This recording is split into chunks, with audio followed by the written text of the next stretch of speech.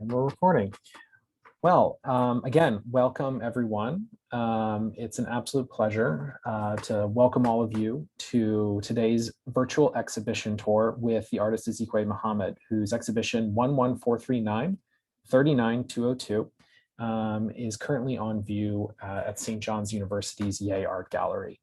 The exhibition will be on view until April 23rd, and we're really pleased that you all can join us today for this exhibition tour, since we can't all gather together, but this exhibition tour that's been co-organized with the Queen's Memory Project, which is a really wonderful community archiving organization that's a partnership between Queen's College and Queen's Public Library that allows Queen's residents to document their own histories.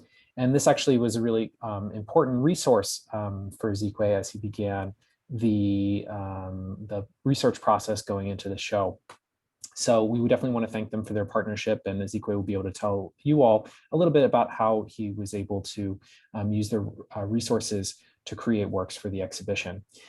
So in addition to that, we're really thankful for you all to join us.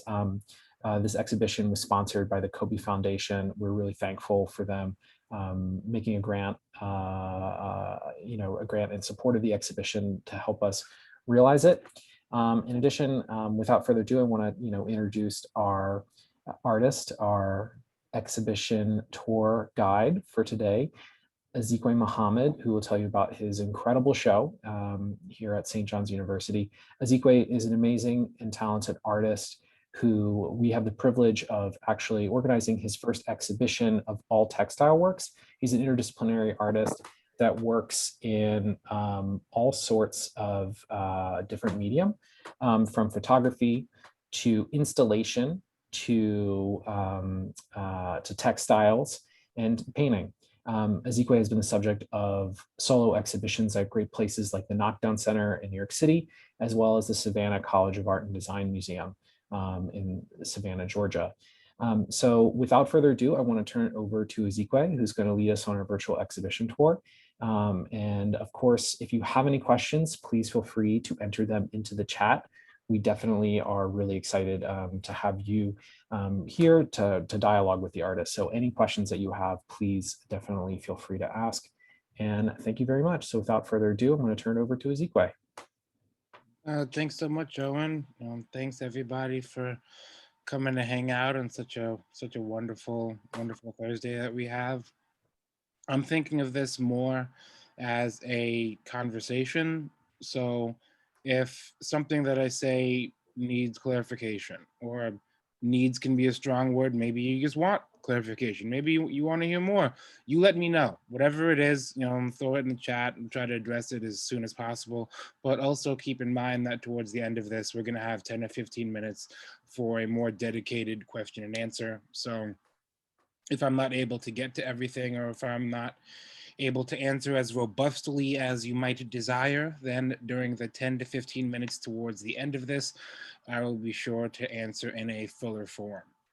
With this show here, 11439-39202, it's not a dash indicating two locations. I think of it more of an arrow that points between both, or a double-sided arrow, which would then have our two locations as the final balls on either side of a pendulum. Queens and Jackson, I feel, share a lot of the similar concerns to a lot of the other, very, very, very brown populist neighborhood cities, towns across the country, but some of the tie-betweens of those two specific places, I feel, are people looking for an answer, and people knowing that somebody else has come to that physical location for said answer, and the continuation of people going to said places, meaning that an answer of some sort has been found, or a different set of questions.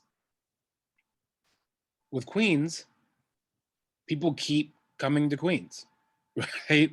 It's the site that the world said everybody comes to, our World's Fair.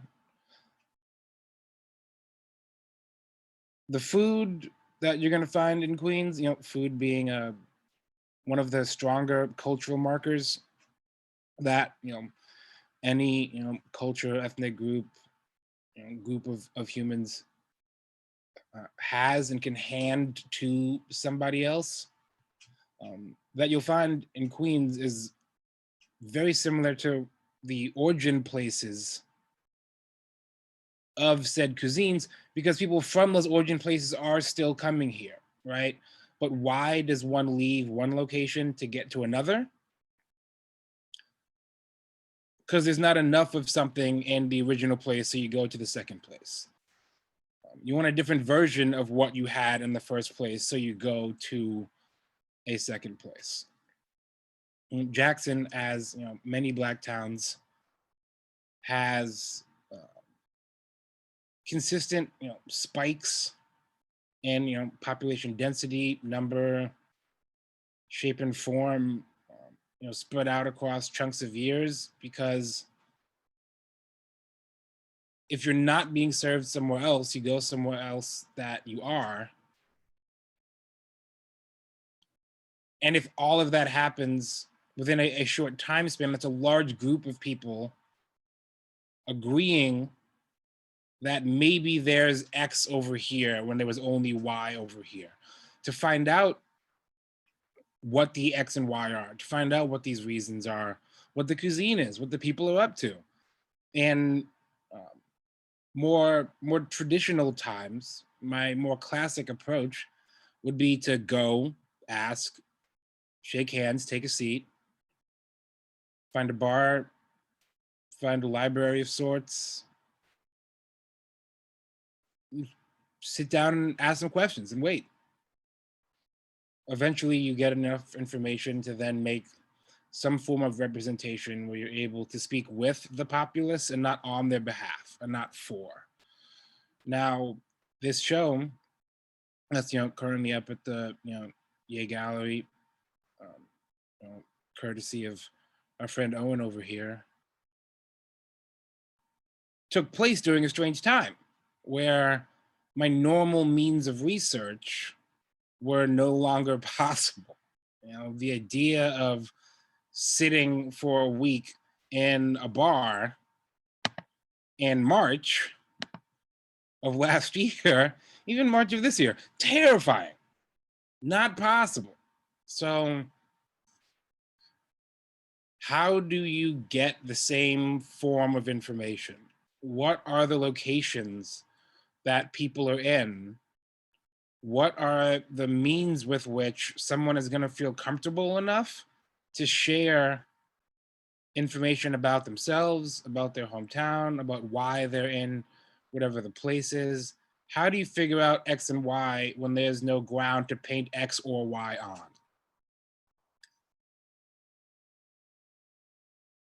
Now, being from New York, it made this reasonably daunting task a little easier, because Queens is around the corner, so I can just go, hop over. I had car access, so I was able to, drive around. I've got friends that are, from Queens, that are still in Queens. A good friend of mine grew up 2 blocks from where the show currently is. Amazing. I've been to Jackson in the past. I've been to a lot of the cities, but things have changed. Are the concerns the same? Unfortunately, yes. How long have they been the same? For a long time. What are the other ways that I can check to see what those changes are, and to make sure that what I knew as X and Y when I last checked has stayed X and Y? The library is the greatest American institution. The New York Public Library is what I'm thinking of. I love the NYPL. But the libraries in all of these towns, all of these regional libraries are incredible, really outstanding places. And the Queens Public Library, knowing that they are a place that holds stories to hand back out, also decided to become a receptacle for these stories And then the Queen's Memory Project became a place for people to yell into a very specific void, right? We're going to look a little bit through their website a little bit later, but I want to do a tour of the show because we have this 3D tour. Let's start outside. Okay. So this also isn't like a super secret link that me and Owen have access to. This is on the website for the show, so you can spend as much time, as you like. And if you feel safe and comfortable, it's very easy to make an appointment and then come see the show in person. So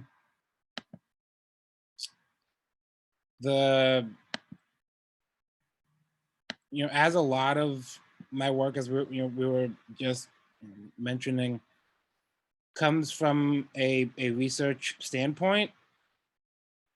The first thing that you're going to see when you come in here is my friend, the projection bear. And on our pal here are photos from the variety of places that are touched on in the show.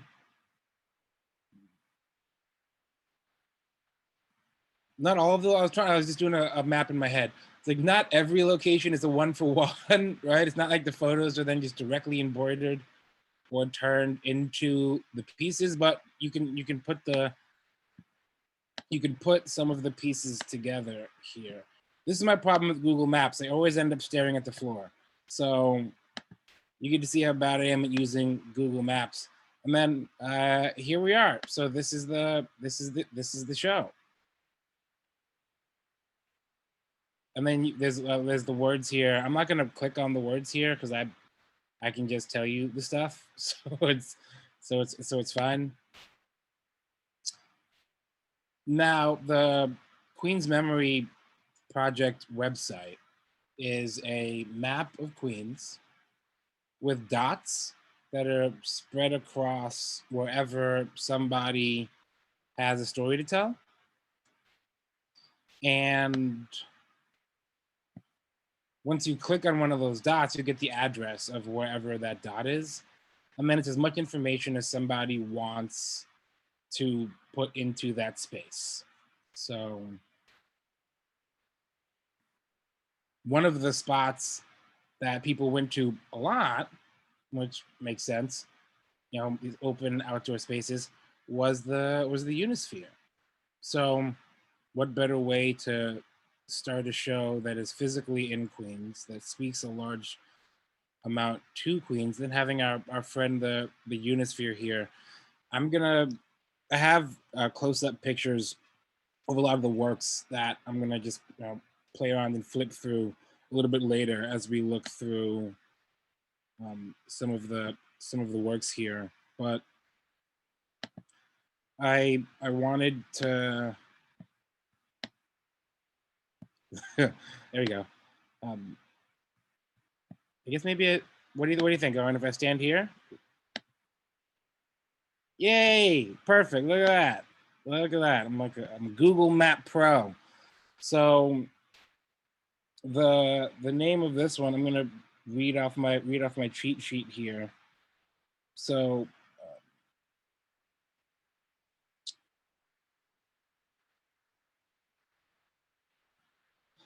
the names of the works in the show that were taken directly from Queen's Memory Project stories have the address of where the story started. There's about 4 or 5 throughout the works in the show, and recently the person whose story this is, Sarah, just reached out and said hi, which was super cool. So allow me to um, read her tale. Sarah's a first-generation Jewish Iranian American, and she recounted some of the memories of last year's Passover, which was really difficult to get all of the ingredients that she uses to make her mom's sabzi recipe, because we were in the middle of full quarantine at that time. So she sent her person out to go get all of the ingredients, and it happened, which was really great. It was not the large gathering that it normally is, which we all understand and feel the sorrow for having missed those. But those type of personal tales can often lose a home when there's no four walls to carry it. The four walls and counter of the local bar with a local restaurant. One such local restaurant being Eddie and Ruby's snack shack, right? It's a very popular food hole in Jackson. We were talking to some people from Jackson a few weeks ago, Owen, and you're always worried. You're like, I don't know, did I get it? Did I miss it? So yeah, I asked. I was like, hey, so like Eddie and Ruby's, is that it? And she's like, oh yeah, I mean that's a yeah. I was like, okay, cool. Because I've been there before, but I haven't been there since 2016. Is it still around? So many small businesses, so many Black and brown businesses were forced to shutter over the past year, that without being able to check if they're still around, the work becomes both celebration and memorial, which is something that happens very frequently within these same communities, and is a frequent theme that pops up in a lot of the work in the show. When you're thinking about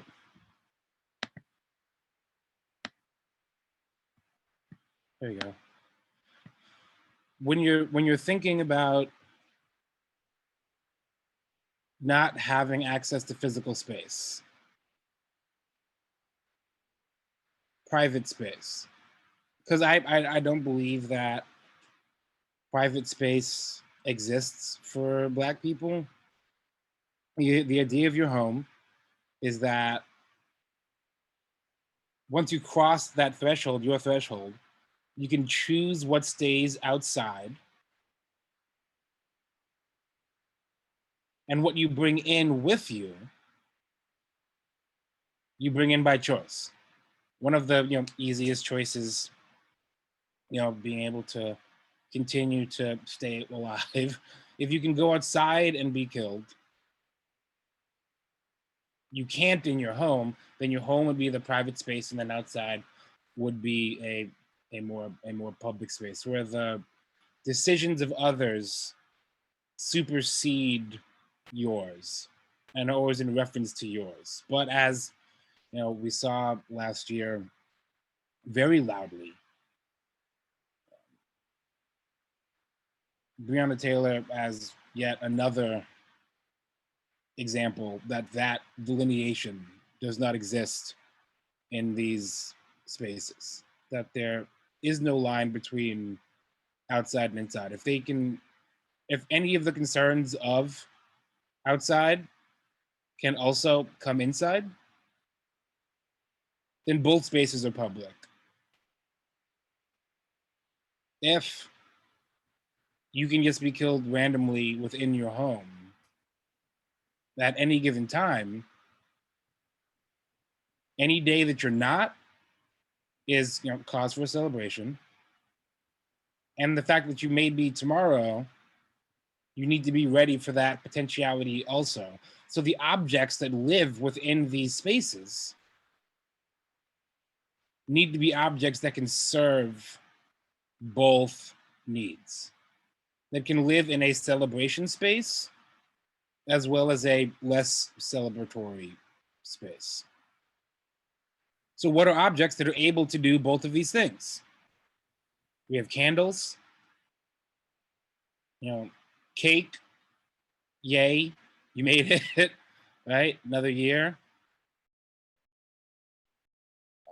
The prayer candles on the table, kind of like a bridging the gap of the two, because candles on the floor generally means somebody's not here with us at this current moment. And I like to think of the prayer candles as an in between, right? Because like the higher up the candle, the more celebratory. The lower the candle, the less celebratory. So the middle space of the prayer candle on the table or on the altar is reaching up to then pull down. So I like I love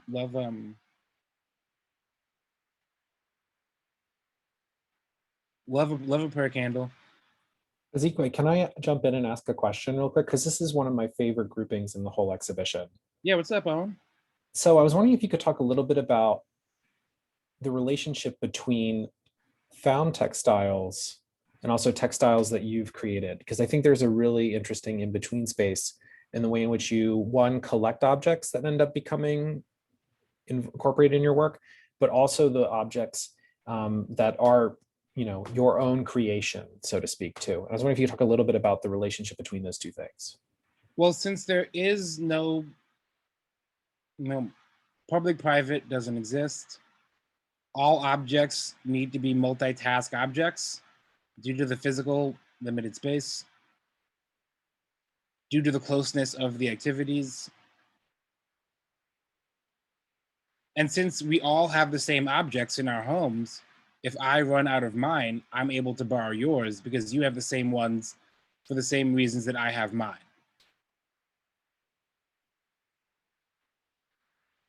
So starting the conversation where the conversation starts without the need to start a new conversation. If somebody has already started this conversation, what are the other things in the home that share these spaces? Because we have candles, flowers, drinks. What do the drinks sit on? This is what they sit on. The candles. What surrounds that candled space to make sure that the wax doesn't run off and then mess up your nice table, right? When you have people over in the circumstances in which candles are being lit, what are they served on? Napkins, these these specialty napkins, the cloth napkins. Some of them have somewhat embroidered objects on them already, like the drink one. You can see on the small corner here, there's what looks like a coffee mug of some sort, because this was probably somebody's daily coffee beverage. The June 1st, 1921, with the flower that I put on here, there was already a bunch of flowers on here. The size, format, and form is the same as a funerary card. So they're all the same objects. This isn't me talking about me, it's me talking about us and hopefully with us. So why create a new object when there's one that already exists that hasn't made it its full way into the full conversation? So close out the conversation that already exists instead of starting a new one. And the fact that these were so readily available, that there are so many of these, then points back to these being in a wide variety of homes. The fact that there are so many that are readily available in any thrift store, vintage shop, means that they're turning them over super quickly, either because they have the memories of somebody else attached to them and that person's gone and they don't want those memories anymore, but they're not garbage, because if it's garbage they would have put it in the garbage. If they wanted to continue to have a further life and they think it can be used to someone else, that's when it goes to a thrift store. When you say, I'm done with this, but someone else isn't, and I know that there's a need for this in this same community as mine, similar to the need that I originally had for it, and that's what it's used for. And that points back again to this shared knowledge and shared mourning and shared loss. But waiting for people to enter your space to then share the burden of that group loss together and not bearing it on your shoulders by yourself. Thank you. That's a really amazing response, Azikiwe. I was wondering if maybe you could also turn us around so that we can look at the whole space a little bit more, because I think this brings up some really interesting kind of relationships with the actual environment that the exhibition is situated in. So I was wondering if you could tell us a little bit more about the aesthetics that we see here that go into the space and what some of those reference points are for you. Because one of the things that I really love is people's responses when they first step into the gallery, because this isn't normally how it looks. You can get a little bit of a sense of that for everyone in the audience if you haven't been here before to a prior exhibition. Of course, with the white walls in the back, the kind of stereotypical museum walls, cold overhead lighting, and also a very light blonde wood floor. So Azikiwe, tell us a little bit about some of your thought process going into making this space. I guess there's three spaces that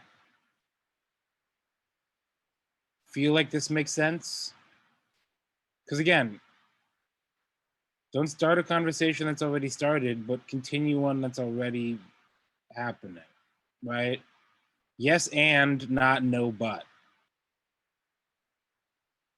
You have the basement bars and most Black homes from the 60s, 70s. We weren't allowed to go to ones that were more publicly available, I guess is a way to say it.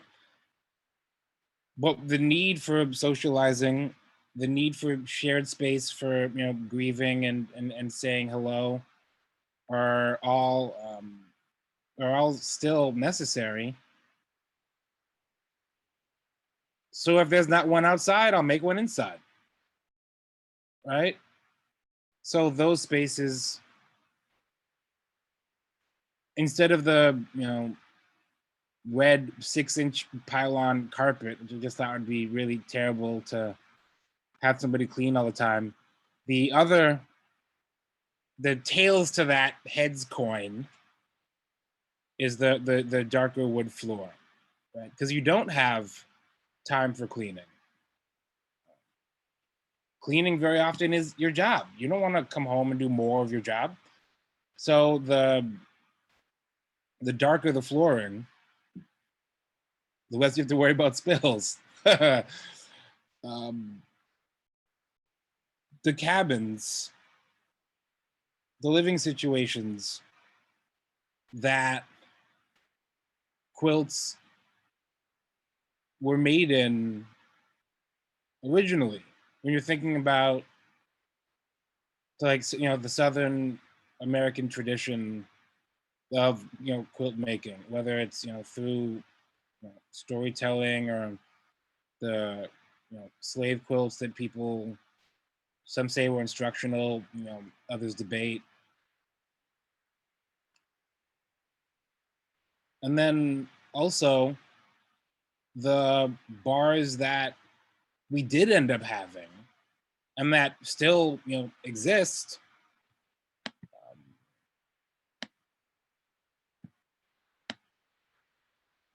So this here I made based on one of these places called Ernstine and Hazel's. It's a pretty old place in Memphis, right across the street from the National Civil Rights Museum. Super, super dark floor, really basic, wooden walls, wooden bar countertop, because we get ignored in enough spaces already.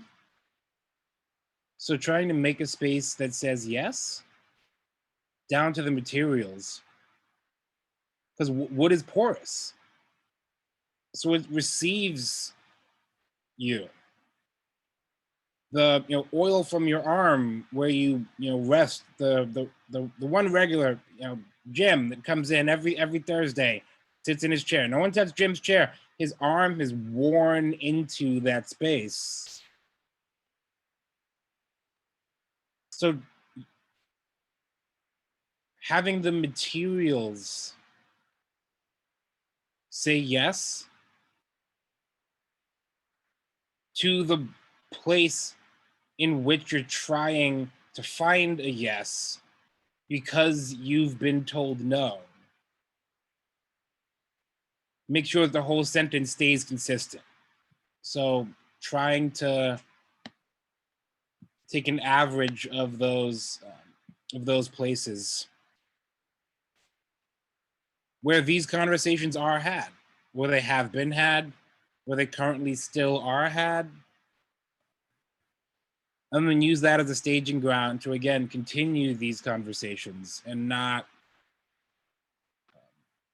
pivot to the idea that last year and still this year is a blip on the radar and not a continuance of what we've been seeing for as long as this country's been this country.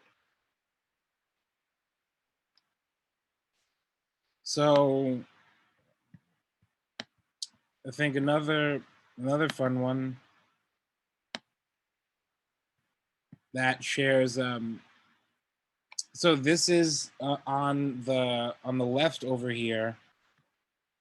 The title of that one is also an address, 15919 115th Road, and the original image was of two friends together.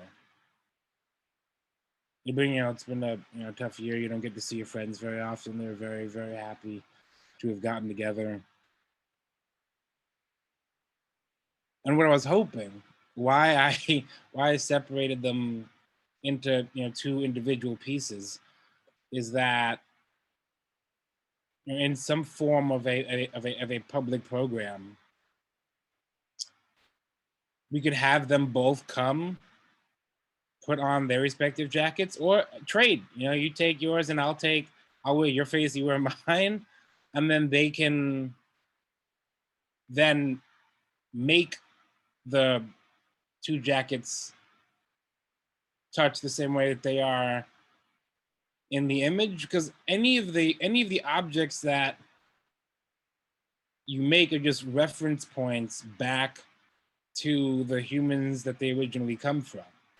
So trying to build that potentiality into the actual objects is going to make it easier for somebody to understand where you're coming from, understand where the viewer, the participant, is able to fit in,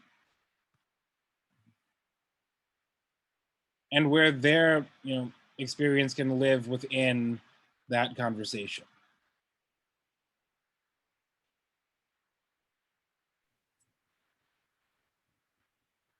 Wait, whoops. There we go. Ah, cool. Azikiwe, do you think you actually might be able to go over to the Spaghetti Park piece? Because I think that's also such a great Queens piece too. And it's such a wonderful story of I think, Queens almost in a nutshell, if it was one work of art. Okay, there we go. I got it. Hmm. So when I was, asking some friends about favorite places, in Queens, places that, I have to see,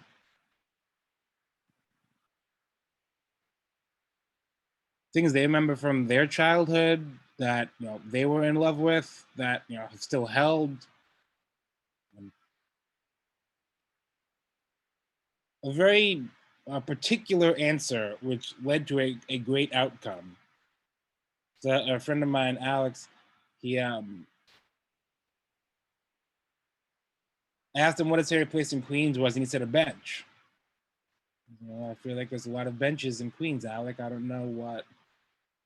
Could you help me a little further, please? Eventually,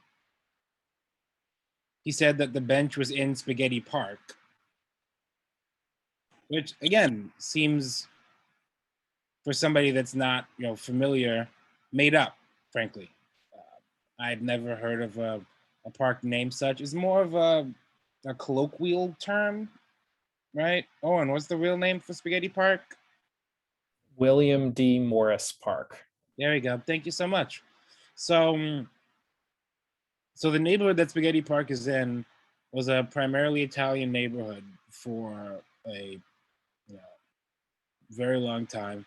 And in the 70s, as the demographics of that neighborhood started to change, the Italians who would come play bocce in Spaghetti Park found out they had a bunch of Dominican neighbors that weren't as familiar with bocce as they were. So as time went on, because you're gonna say hi to your neighbors at some point,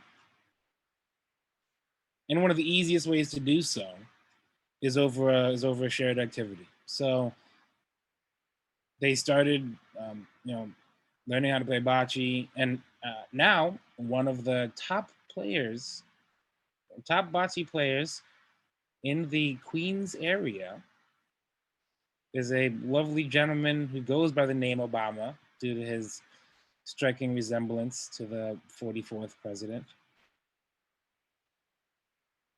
And they're still, and they're still playing. And now it's no longer, because what? I guess that's like 50 years ago. I'm trying to do numbers here, right? Right on what 70s? That's 50 years. So what started as a more of an exploration has now been going on for long enough that that's just kind of the normal way that things happen.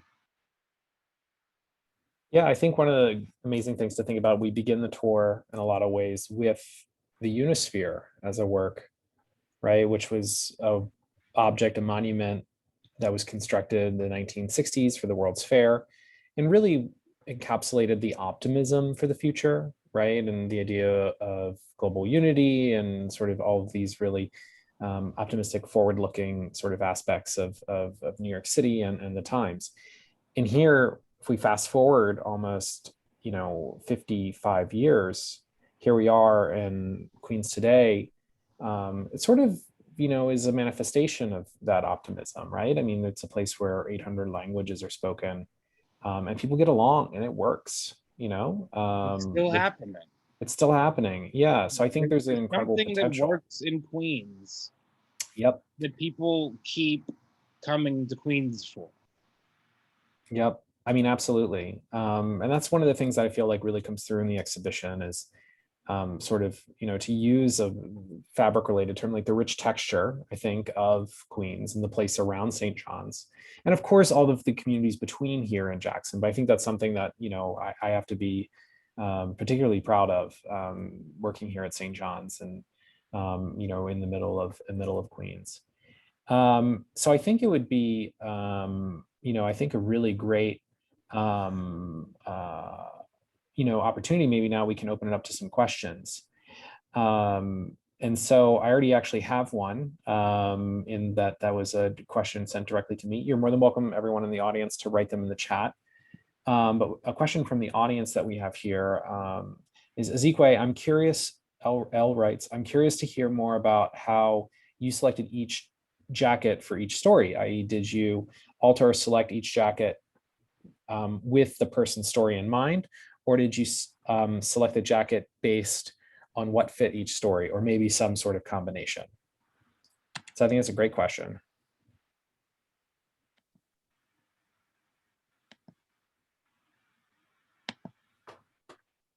There you go.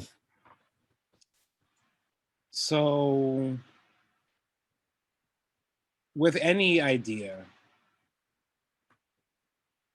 it's only going to work if it lives in the correct place.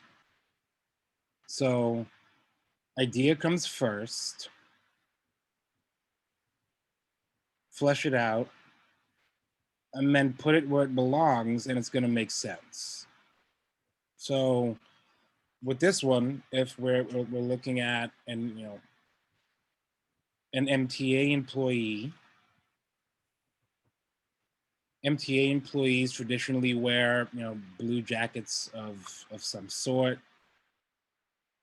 In the winter, they're a little bit flexible in terms of, but it's generally like a padded, denim-y, canvasy object that then says some kind of MTA stuff on it.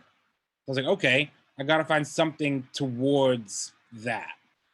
But if I just went to a uniform store and bought the exact thing, the only thing that would be noticeable would be the difference between the actual object and this new object, right? So if I make a new object that references the first and is based on the first, but has its own starting point, then it points back. It doesn't divert from the conversation. It yes ands to what's already been said. So idea comes first, and then if I need to make any changes or shifts. So for this,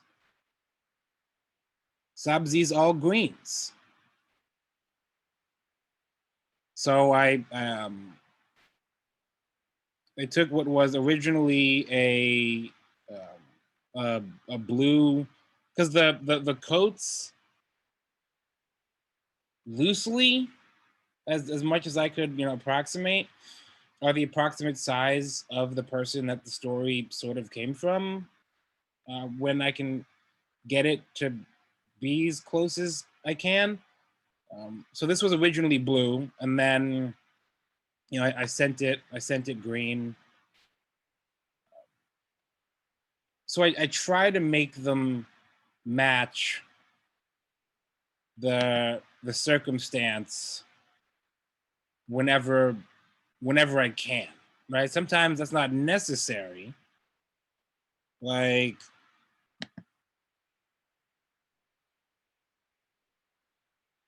the picture of this was the other jacket. This is the companion piece to this. The original image, both of them are outside. So that was more of a like, okay, what's bright, what's outside, flowers, florals.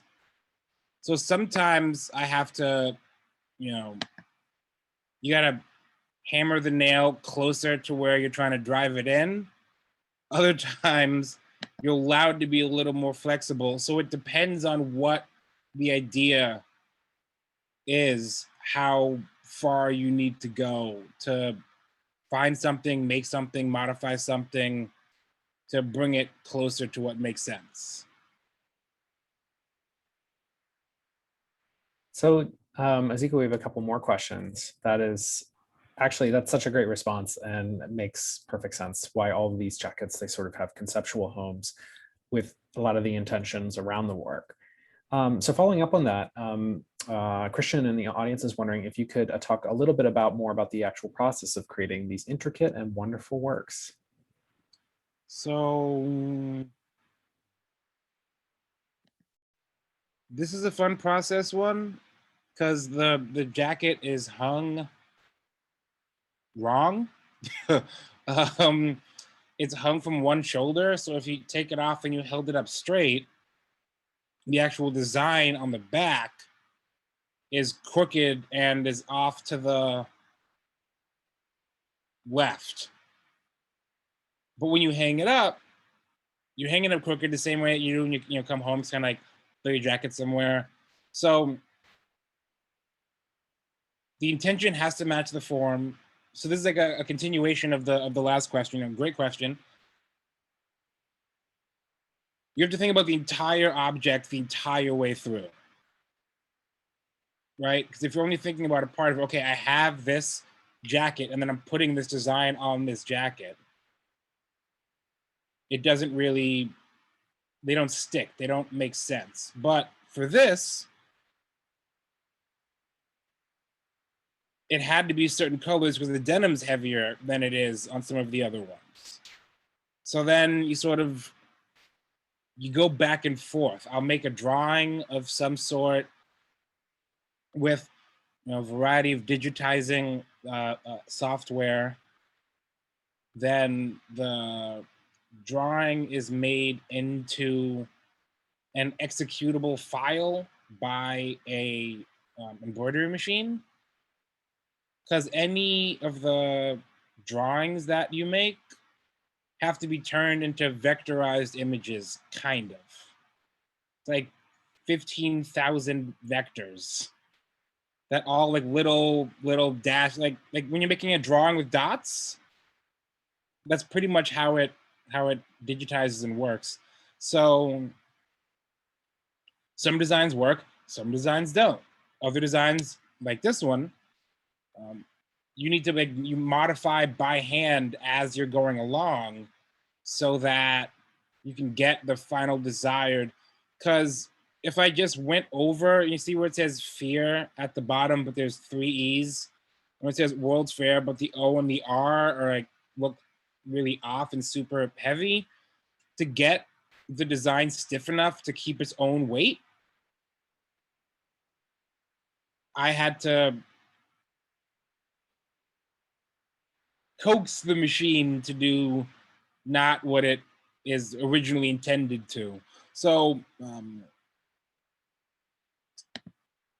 so the same way that you're fighting with the embroidery machine to get it to do exactly what you want, which isn't what it's programmed for, with something like this, there's that same margin of error, because you can sort of see what you're making as you're making it, but most of these, the larger scale ones, are so large, it's hard to see the entire object until it's done.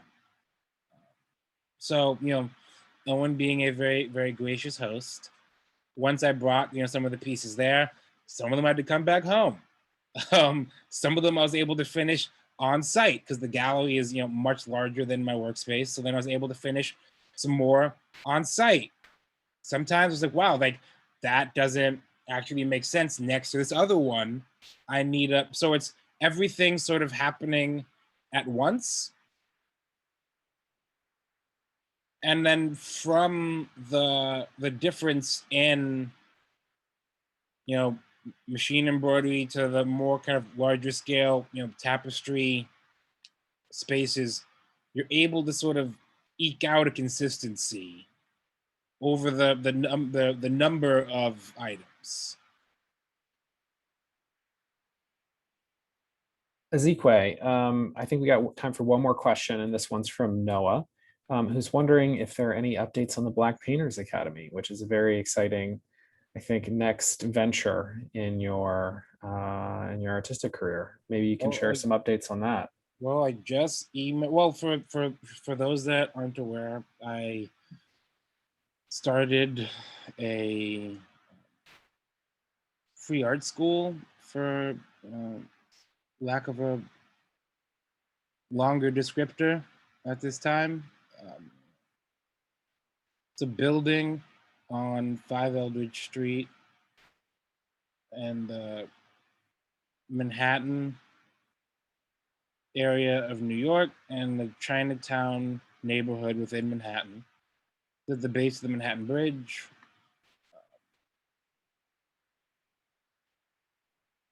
Black folk don't have a lot of space. So it's like, what if we did? Right? But if you also say, like, I'm a person that doesn't have any space, my job isn't to say, yes, you do. My job is to say, please come on in, here's an extra chair. So build out, physical build out always takes longer than anybody anticipates. So we're still physically building the space. And what we were planning as the vaccines were rolling out pretty slowly, we're thinking of physically opening, but like focusing on digital programming later. But now that all the vaccines are just out, everybody's getting juiced up, like, great. I'm trying to focus on then getting ready to open sooner than later, which is great news. Now, while we're still not physically ready to have people in there, because all the electricity was fried, so we had to get the electricity cooked. Then when we opened that up, we found out there was wires going downstairs for some reason. What's that? That's a so while we're going through all of this, you can't think if you can't eat, and have turned it into a home for the food bank that I've been running over the past year, and pop up circumstances. But now there's a physical home. I bought 2 commercial fridges. We did our first distribution day last week on Thursday, April 1st.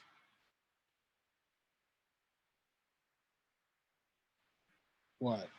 It was like 50 bags of food, less than an hour, which was more than we had planned on, like 40 over the course of 2 hours. So we're trying to figure out, we know there's the need there now. Guessed it. It was clear. It's true. Everybody's hungry. And as a lot of the COVID programs are starting to loosen up, we're trying to, pick up some slack, because the idea is to provide people a yes and provide people space to keep that yes. That's the idea behind the Black Painters Academy. That's why it exists. So the form that is taking currently is handing out free food to whoever's hungry. So the next one's on Thursday, April 15th, maybe? I don't know. I'm bad at dates. Yeah, 15th. I wrote that one down. 5 Eldridge Street. You know somebody that needs something to eat? Send them over. We'll be there from 10 a.m. to noon or until food runs out. So Azikiwe, thank you for that. I think it's really exciting to see the continuity of your projects and how they involve people. And that's such an important element. It's like a central kind of core tenet of your practice. And I think is also really amazing. I'm excited to see the Black Painters Academy take shape, is because, thinking about art and social practice is something, it's not an or question, right? Art or social practice. It's allowing these things to kind of coexist together, I think, in a really amazing way. So that being said, thank you, Azikiwe, for being so generous with your time today. It was absolutely wonderful. Every time, I've spent, the past 2 months in this exhibition, and it's been really wonderful. But every time I get to hear you talk about the show, I always learn new things. So I want to thank everyone for joining us today. I want to thank the Queen's Memory, good folks at Queen's Memory, for being our promotional partners on the exhibition and for this event. And we hope all of you can please join us in person if you feel safe and are able to do so. Feel free to reach out through our website. my email is there, and I'd be happy to accommodate you and make sure that you get, a great appointment here at the Yay Art Gallery. So again, thank you so much, Azikiwe. Thank you everyone that was able to join us today, and have a lovely rest of your day. Thank you so much.